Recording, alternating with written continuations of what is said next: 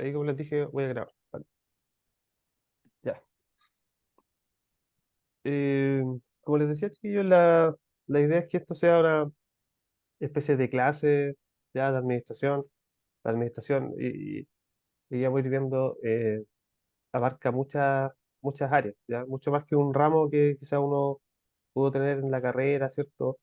Y es mucho más que mandar a un grupo de personas, ¿ya? Sino que aquí vamos a ver que tiene eh, elementos de la economía, de la psicología, ya, de las matemáticas, pero aún así no, las matemáticas que usamos en la administración son bien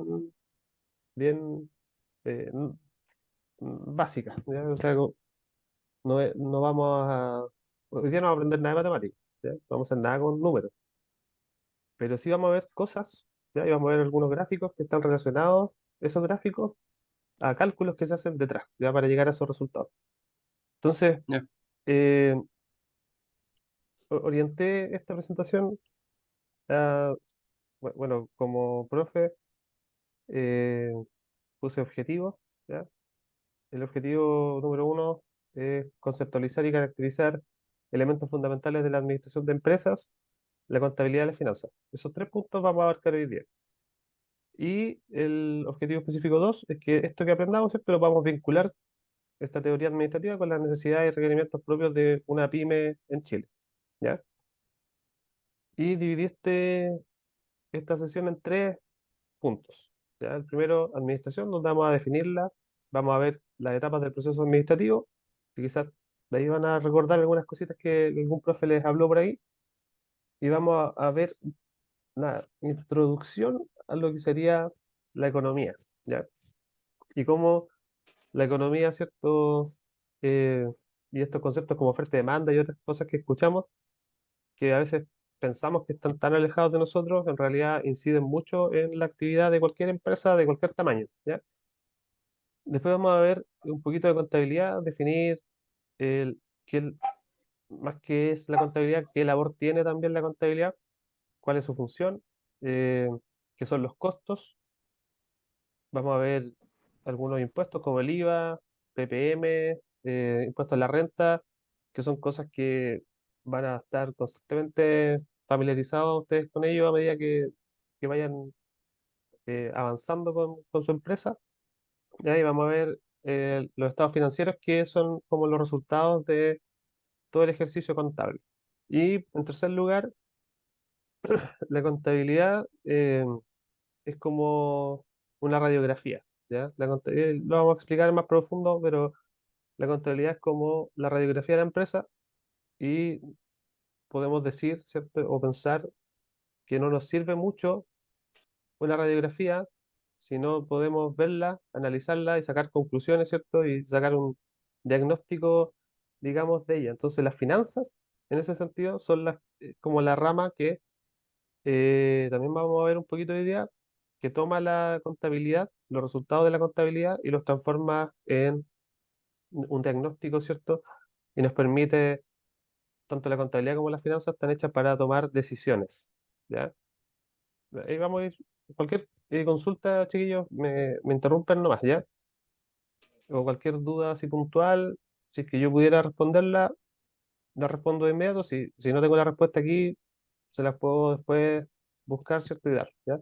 Porque hay cosas a Mm. veces que, y también lo voy a explicar hoy día, hay cosas que los contadores hacen, ¿ya? Y yo no soy contador, ¿ya? Pero es necesario saber de contabilidad. Ustedes tampoco van a ser los contadores de su empresa, por ejemplo, pero sí es necesario, porque al hacer iniciación de actividades uno necesita tener un contador, sí o sí, ¿ya? Desde un kiosco pequeño hasta una gran empresa necesita un contador.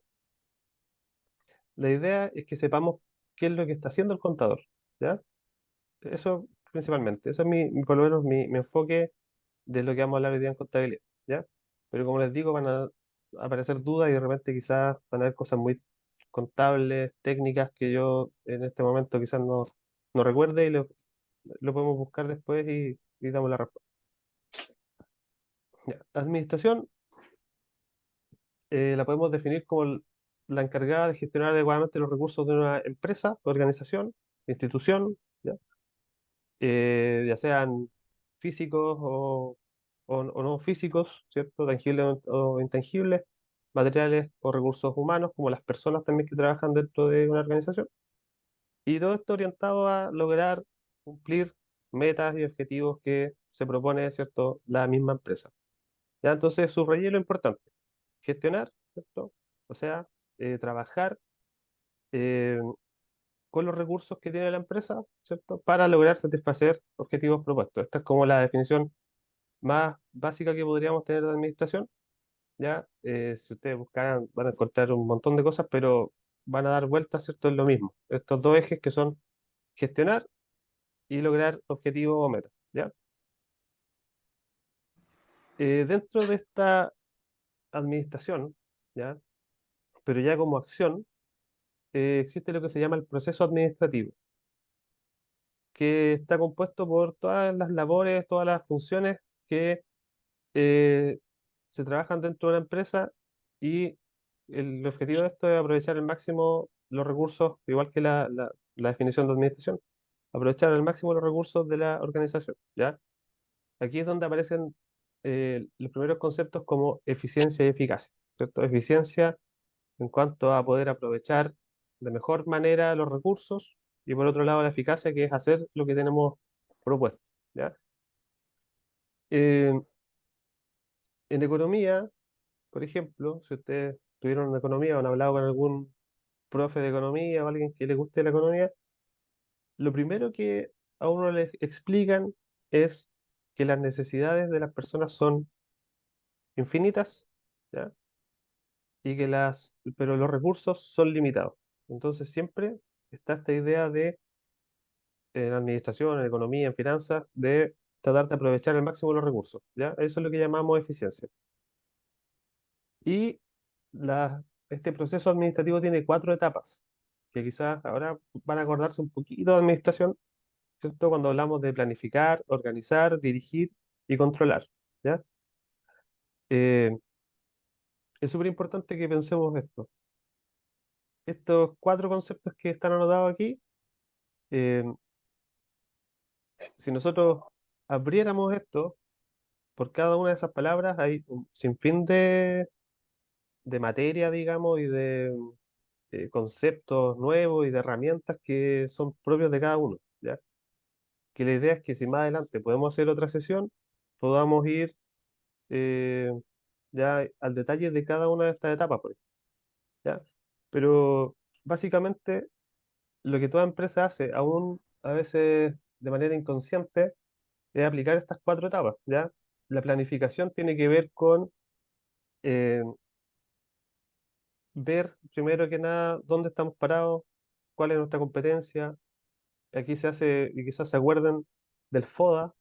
No sé si se acuerdan de lo que es el FODA, análisis FODA, de fortalezas, oportunidades, debilidades, amenazas. Ya. Todas esas Sí, algo herramientas, me acuerdo. ¿sí? Todas esas herramientas son parte de la planificación, ¿ya? Es como, yo como empresa me paro y analizo primero mi empresa de manera interna, analizo lo que rodea a la empresa, ¿ya?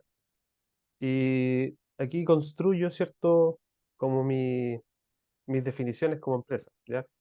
Aquí vamos a tener, y quizás lo han visto cuando han ingresado a alguna página o en alguna empresa que hayan trabajado, ya sea en salud o en gastronomía, ¿cierto? Cualquier tipo de empresa tiene una misión, una visión, ¿cierto? Valores, ¿ya? Y generalmente eh, están en la página web, están de repente colgados en la pared, ¿ya? Todo eso, esa misión, esa visión, esos valores, entre otras cosas, nacen en este punto, ¿ya? Que es donde nosotros como que creamos la orientación de la empresa, ¿ya? Después tenemos la organización, que tiene que ver con identificar, digamos, las necesidades de personas o cargos que tenemos o departamentos que tenemos que tener en la empresa, ¿ya? Aquí se define, por ejemplo, el organigrama. No sé si ustedes han escuchado hablar de organigrama. Sí, sí, sí, he escuchado. Sí, el organigrama es esa estructura jerárquica que pareciera como un mapa conceptual, pero es de los cargos, ¿cierto? y es como el director de, y después los jefes de departamento, y después las personas que están a cargo de él. Y esto se indica, en esta etapa se indica como ese orden, ya como definir quién va a estar a cargo de quién. Y ahí tenemos un montón de conceptos como división del trabajo, que es identificar qué va a hacer cada persona, ¿ya? Las líneas de dirección, quién va a ser el jefe de tal cargo, cuántas personas va a tener a cargo esa persona, y así, ¿ya? Después tenemos la dirección, que tiene que ver con la ejecución, ¿ya? Pero visto desde el punto de vista del liderazgo, cómo yo puedo influir en las personas que tengo a cargo dentro de una empresa para que ellos logren, ¿cierto?, los objetivos que la empresa tiene propuestas, ¿ya? Que no es lo mismo que decir explotación, sino que es identificar como las necesidades propias de la persona, ¿ya? Partimos diciendo que las empresas tienen recursos limitados. Y ustedes se van a dar cuenta, obviamente, a medida que vayan avanzando y quizás en el caso, ¿cierto?, de la pizzería que tienen ustedes, ya se han dado cuenta que de repente los recursos son limitados. Hay que cuidar los recursos, ¿cierto? Hay que ir ahorrando para poder comprar ingredientes y materia prima para seguir haciendo cosas, ¿ya? En este caso, partiendo desde el punto de vista de que los recursos son limitados, la dirección lo que busca, y en esta parte es como muy ligado a la psicología, busca identificar eh, qué otras formas tenemos para influir en las personas, ¿ya? O para satisfacer las necesidades de las personas que trabajan con nosotros, también enfocados como no solamente en, quieren plata, sino que a veces la gente puede tener otros tipos de motivación que van más allá de solamente ganar más plata, ¿ya? No sé si se entiende, pero por eso les digo, esto lo podríamos profundizar, o sea, podríamos hacer una reunión solamente para hablar de estas cuatro etapas, ¿ya? Por eso voy súper rápido, es como para que hagamos una idea nomás rápida de lo que es la administración. Y finalmente, todo lo que hicimos anteriormente, ¿ya? En planificación, o sea, la identificación de lo que nosotros vamos a hacer, cómo lo vamos a hacer, quiénes somos, qué es lo que nos motiva, qué queremos llegar a hacer, ¿ya? Después la organización, qué cargos tenemos, qué función va a cumplir cada uno, quién va a depender de quién, ¿ya? Después la dirección, que es el hacer, ¿cierto? El influir en las personas, el trabajar en equipo, el liderazgo. Llegamos a la última etapa que sería la etapa de control, ¿ya? Y en esta etapa eh, nosotros comparamos, ¿ya? Básicamente eso. Por eso es muy eh, común que nosotros incorporemos estas cuatro etapas a veces de manera inconsciente, ¿ya? Porque en la etapa de control, nosotros ¿qué vamos a hacer? Vamos a comparar. ¿Vamos a comparar qué? Lo que planificamos o metas que nos podemos haber propuesto versus los resultados reales que obtuvimos, ¿ya? Por ejemplo, no sé, yo quiero vender 100 unidades de tal cosa y vendí 70, ¿cierto? Entonces yo ahí voy ajustando. ¿Qué puedo haber hecho mal? ¿Me falta algún cargo en la organización? ¿Me planifiqué mal? ¿No supe motivar a mis vendedores? Eh, y ahí van haciendo vamos haciendo como una retroalimentación de todo el proceso, ¿ya? Y después del control, nosotros podríamos decir que volvemos, ¿cierto?, a planificar con esas correcciones, ¿cierto?, de cualquier desviación que podamos haber encontrado, ¿ya? No sé si hay alguna duda hasta aquí, chiquillos. No, claro, claro, de ¿Sí? momento. Por Ya, el Sí. momento todo bien, todo claro. ya. Entonces, estas son las cuatro etapas: planificar, organizar, dirigir y controlar, ¿ya? Que es probable que la hayan escuchado antes porque es como lo primero que uno, eh, como que aprende en administración, ¿ya? Ahora, ¿qué relación tiene? Bueno, administración, hay hartas cosas más, chiquillos, que, como les digo, nos saltamos, ¿ya? En esta oportunidad, para ir un poquito más al grano. La administración les contaba que está vinculada con la contabilidad, con las finanzas, con la psicología, ¿ya? Con la sociología, con hartas otras ciencias, ¿ya? porque estudiamos el comportamiento de las personas.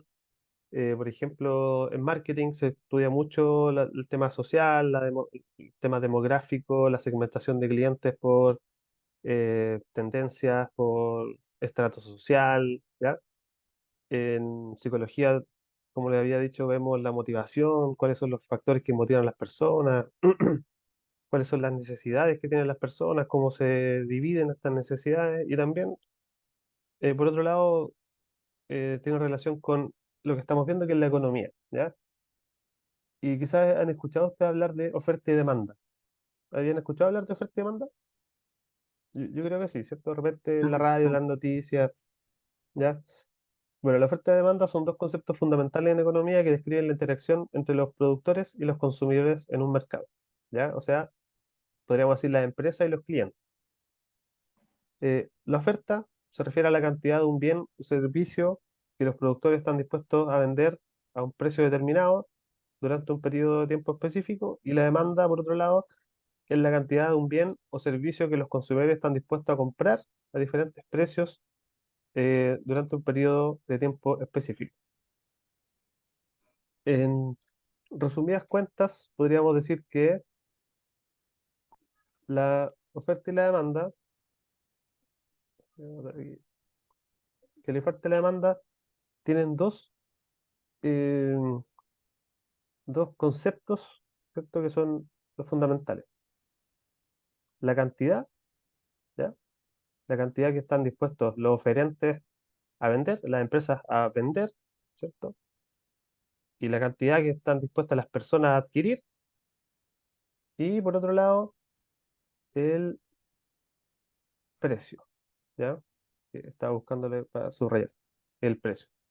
Cantidad y precio. Esas dos cosas van a generar una tensión constante, ¿ya? Y aquí es donde nacen, y quizás ustedes ya habían escuchado, teorías como la de Adam Smith, de la mano invisible de la economía y todo eso, ¿ya? Pensamos que esto se va a regular solo, ¿ya? Eh, no es tan así en la realidad porque finalmente hay hartos factores que inciden, ¿cierto?, en el tema económico, por ejemplo, la guerra Rusia-Ucrania, que no tiene nada que ver con nosotros, igual afecta los precios de determinados productos que pueden Ya. venir desde esa parte del mundo, ¿ya?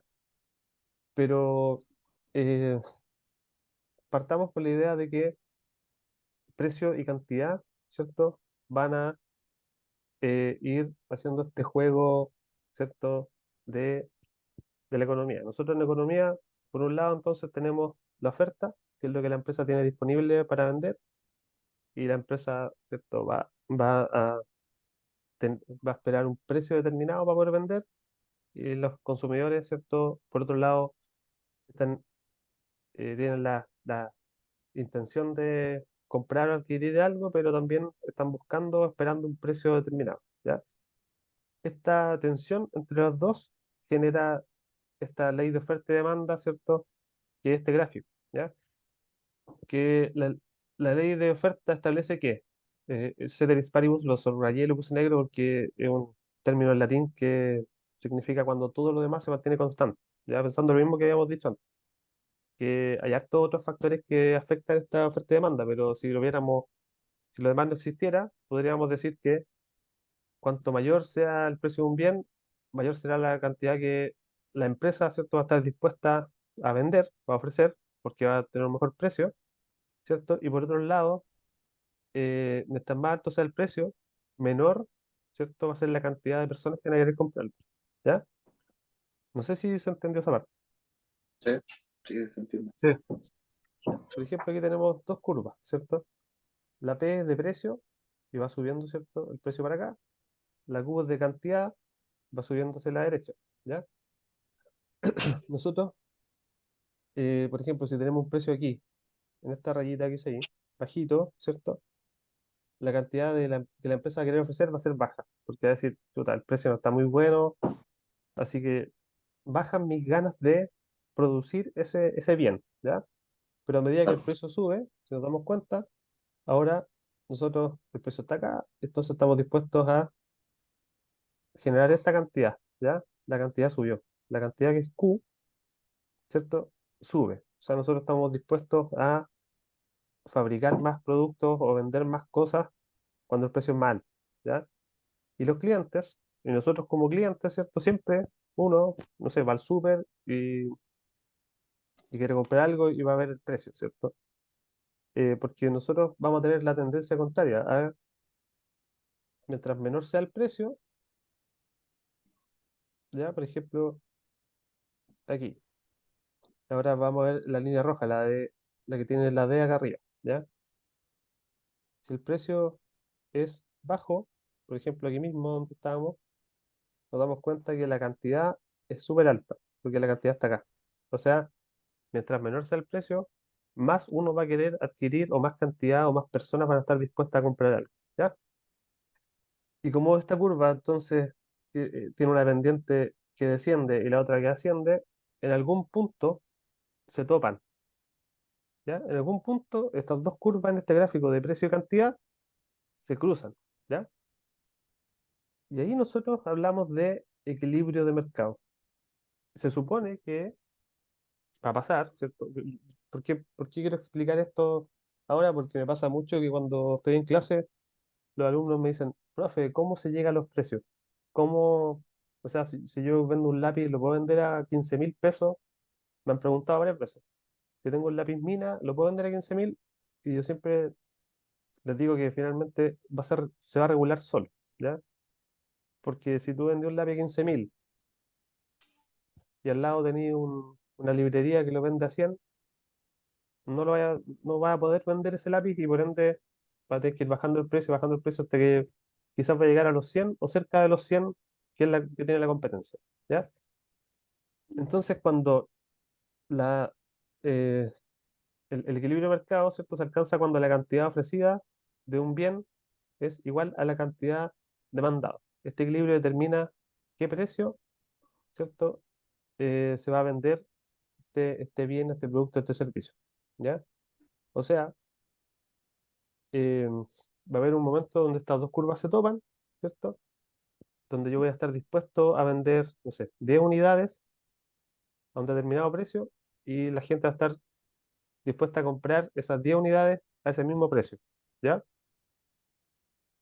¿Qué pasa si no, si no nos ajustáramos a esto? ¿Qué pasaría?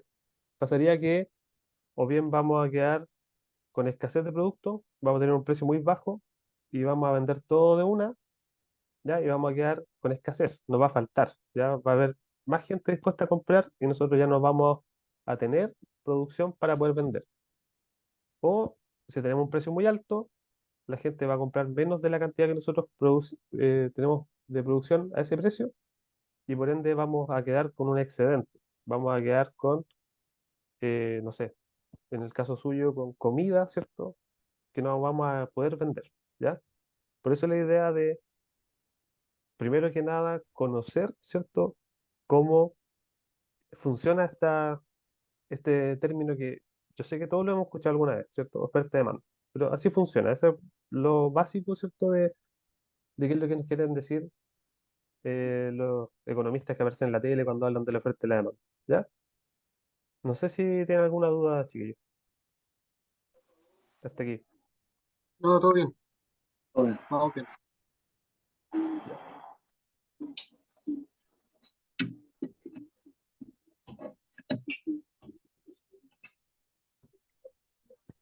Ya. Eso era por la parte de administración. ¿Ya?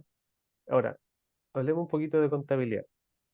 Ustedes, bueno, la Dani me dijo que era una SPA, ¿cierto? Sociedad por sí, acciones. sí. Ya. ¿Ustedes tienen un contador? ¿Han visto un contador o tienen algún conocido o van a ver? Ya estamos trabajando con la contadora. Ya. Pero Que es conocida, sí, la externa. misma contadora de Fratelli Ah, ya. y que ha trabajado con mi mamá muchísimos años. Yo creo que más de Ya. 10 años. Ah, ok. Ya. Eso es bueno. Eso es bueno porque yo conozco casos de empresas Ya. que, que no tienen una relación directa con el contador, sino que buscan un contador, ¿cierto?, que les pueda ayudar porque no conocen a ninguno y a veces no saben lo que los contadores hacen y no se genera esta confianza y muchas veces han habido casos de contadores que les piden plata. Por ejemplo, los contadores tienen que pagar ciertas cosas en un mes y te dicen, oye, tengo que pagar tanto de PPM, tengo que pagar tanto de, no sé, este mes el Servicio de Impuesto Interno me está cobrando tal cosa, ¿ya? Y yo conozco casos de personas que le pasaban la plata y después se dan cuenta que los contadores no habían pagado nada, ¿ya? O también la contabilidad, ¿cierto? Porque aquí ninguno de nosotros va a ser contador, ¿ya? Eh, Uno tiene que aprender estas nociones básicas para saber qué es lo que está haciendo, por qué es importante eh, tener esta buena relación con un contador y también por qué es importante ser ordenado con estas cosas en una empresa, ¿ya? La contabilidad es el proceso de registrar, clasificar, resumir, interpretar la información financiera de una entidad económica, de una empresa, ¿ya? La idea es que todos los movimientos financieros, todos los movimientos de compras, de ventas, vayan quedando registrados, ¿cierto? De alguna forma, y eso es el trabajo que hacen los contadores. Su objetivo principal es proporcionar información útil y confiable sobre las actividades financieras y económicas de la entidad para ayudar a los dueños, a los gerentes, a las personas que estén interesadas en invertir en esta empresa, a los bancos si es que queremos pedir un crédito más adelante como empresa. Ya hay otra parte interesada para que puedan tomar decisiones informadas, ¿ya? O sea, la contabilidad es un registro, una clasificación, ¿ya? Y nosotros, eh, dentro de la contabilidad, vamos a tener, no sé, cosas tan básicas como que yo voy y compro mercadería, ¿cierto? Y todo eso va quedando registrado en la contabilidad, ¿ya? La mercadería, la plata que sale, ¿cierto? Para comprar esa mercadería, sale de una cuenta, se registra, la mercadería que entra, ¿cierto? Entra con un valor igual al de la plata que salió, y todo eso va quedando registrado en diferentes cosas que hacen los contadores, que se llaman libros diarios, cuentas T, ¿ya? Libro mayor, que son trabajos netos de ellos, ¿ya? Por otro lado, el Servicio de Impuestos Internos, ¿cierto? Que es esta entidad, ¿cierto? Cuya función es fiscalizar, ¿cierto? Los impuestos establecidos de un país. O sea, el Servicio de Impuestos Internos va a estar preocupado de fiscalizar, ¿cierto? Que la información contable en este caso sea fidedigna, que sea real, ¿ya? Que todos aquellos impuestos que tenga que pagar una empresa se paguen, ¿ya? Pero tiene más que nada este rol fiscalizador, porque la entidad que es la que cobra o recibe los pagos es la Tesorería General de la República, ¿ya? Pero el Servicio de Impuesto Interno, ¿cierto? Es donde se van a hacer todos los trámites que tienen que ver con la parte tributaria, ¿ya? Cuando hablamos de tributario, ¿cierto? De impuestos, hablamos eh, de estos tributos o esta parte, ¿cierto? De la actividad que nosotros tenemos que pagar, ¿cierto? Que va a las llamadas arcas fiscales. O sea, de toda actividad económica, ¿cierto? Hay una tajada que el Estado va a ir obteniendo a través de el Servicio de Impuestos Internos y la Tesorería General de la República. ¿Ya? Algunos de los impuestos que tenemos es el IVA, ¿cierto? Que es bien común. El IVA, el impuesto al valor agregado, que o sea, el IVA, el impuesto al valor agregado, ¿cierto? Que es este 19% que, eh, de impuesto que se paga, ¿cierto? Por cada producto que se produce, ¿cierto? O se vende en el país, ¿ya? Es un impuesto indirecto que se aplica sobre el valor agregado en cada etapa del proceso de producción o distribución de bienes y servicios. Es decir, grava el valor agregado en cada etapa de la cadena de producción y distribución desde la materia prima hasta el consumidor final. O sea, si yo compro la madera para hacer una mesa, esa madera ya viene con este impuesto asociado. Después yo tomo la madera, la transformo en una mesa y cuando venda la mesa también va a nacer otro IVA, ¿cierto?, de la venta de esa mesa. Y aquí tenemos dos tipos de IVA que hacen un juego, digamos, de, em, dentro de los impuestos que una empresa tendría que pagar, ¿ya? Una vez un profe contador me explicó, bueno, nos explicó en el curso que el IVA, como que su origen era fomentar el emprendimiento, ¿ya? ¿Cómo fomentar el emprendimiento si finalmente tengo que pagar IVA? ¿Cierto? ¿Cómo fomenta el emprendimiento una empresa si tengo que pagar IVA? ¿Ya? Porque el IVA nunca lo va a pagar la empresa. Ya no sé si ustedes sabían eso. Sí. El IVA finalmente no lo paga la empresa. ¿Ya? Cuando yo determino un precio y digo, esto me costó tanto hacerlo y lo puedo vender a tanto, ¿ya?